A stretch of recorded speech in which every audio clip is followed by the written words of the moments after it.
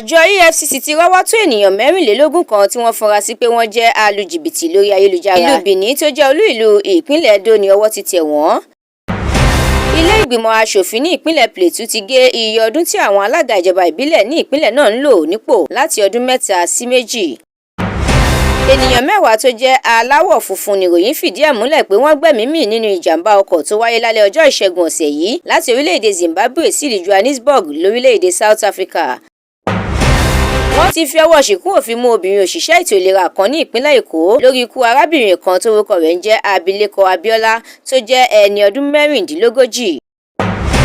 Ilé-ẹjọ́ kan tó ń ṣe ìdájọ́ àwọn ọmọ ẹlẹ́gbẹ́ òkùnkùn ní ìpínlẹ̀ Ògùn eléyìí tó fìdí kalẹ̀ sí ìlú Abẹ́òkúta ti rán ọkùnrin kan ẹni 30 ọdún tórúkọ rẹ̀ ń jẹ́ Tọ́pẹ́ Mùtáírù lẹ́wọ̀n ọdún 7 gbáko.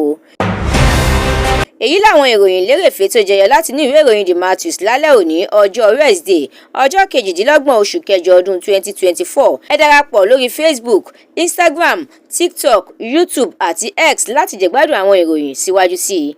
Àdúrà mọ́mi Balógun ló ṣe òǹgbùfọ̀ ìròyìn yìí. Ẹniọlá Sálíù lórúkọ mi.